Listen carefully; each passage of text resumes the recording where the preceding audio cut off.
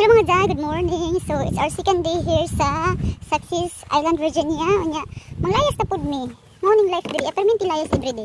So liton kay last day na naman diri ano. So let's go. Arat na, nakabilat-bilat na kami. Ciao for now. Beautiful day kayo diri sa Success Island, Virginia. Grabe kainit siya guys. So it's perfect weather to kuan. Spend outdoors. Sana all. Samahan ba niya akong kauban? Uy, kasama tayo. Chika sa taga dali guys, no? Bisan unsa kanindot sa inyong relasyon dyan, bisan unsa kagwapa sa imong partner, bisan unsa ka-sexy sa imong partner, no? Ug mabugto ang relasyon, mabugto jud na. So ayan naman pagsalig ng mga loyal kay wala na mga loyal diri sa Philippines ug sa Amerika. So kung nituong og mga afa mga loyal na, forget the loyal na uy kay na. Mabugto jud tanan, wala na forever, okay? Okay guys, baby donuts. Mag-snack with donut diri sana all. Flooded ko.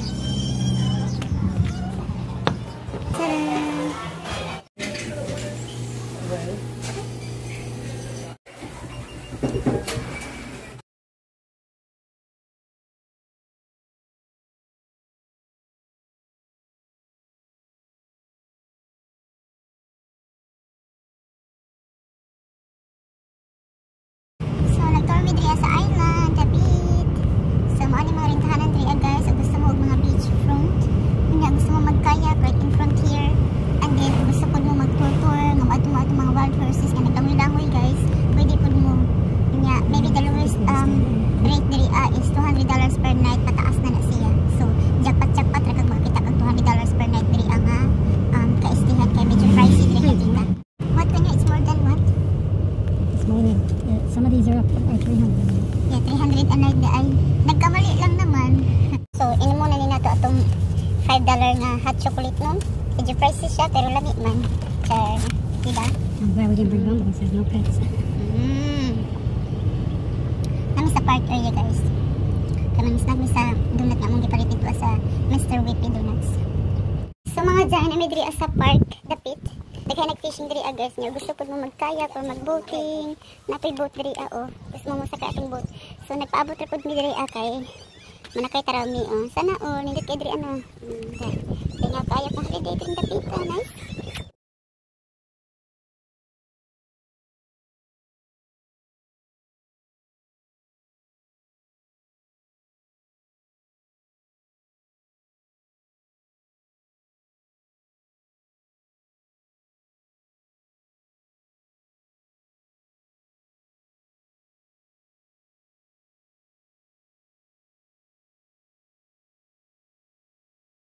Napos sila duwaan na dito aday na mga bata, malinaw ka niya.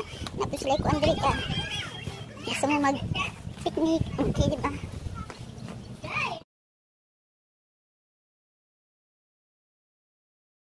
So, enjoying my vitamin D during the pita. Guys, painit ka diri diri ka guys. Lock ta og vitamin D kay ano, ang init diri very limited ra kaayo. Sana all kay diba? So, well init kung pasa nato. My morning view today. Beautiful. Yeah, sure. I remember when I saw that video. Yeah. That's what she's getting. I'll be keeping I it. forgot the bucket.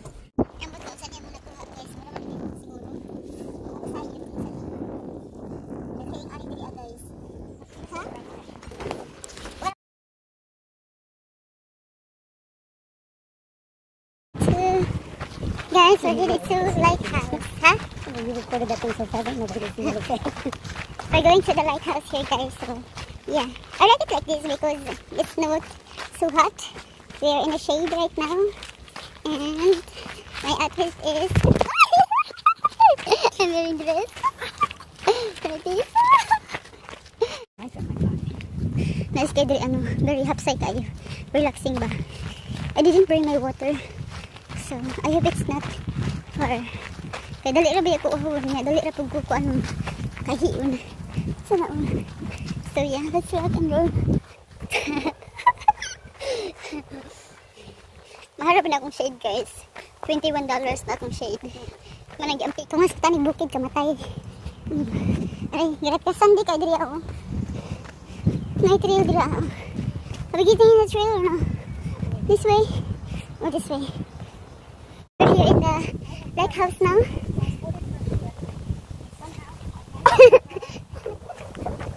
Crazy. So now in lighthouse guys. Right?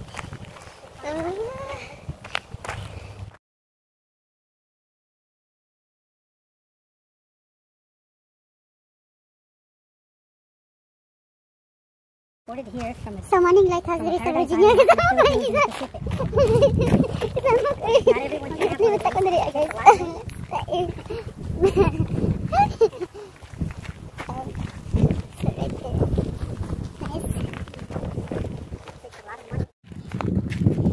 There she is again, ladies and gentlemen. That strange species that was transported here from a paradise island out in the Philippines in the Pacific. Not everyone can have one of these, as it takes a lot of maintenance. It takes a lot of money and maintenance to feed, to house, and to clothe one of these creatures. This creature is known to eat dried fish and other strange delicacies which stink up the house.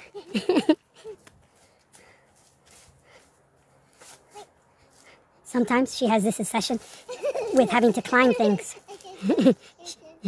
She has an obsession with climbing things.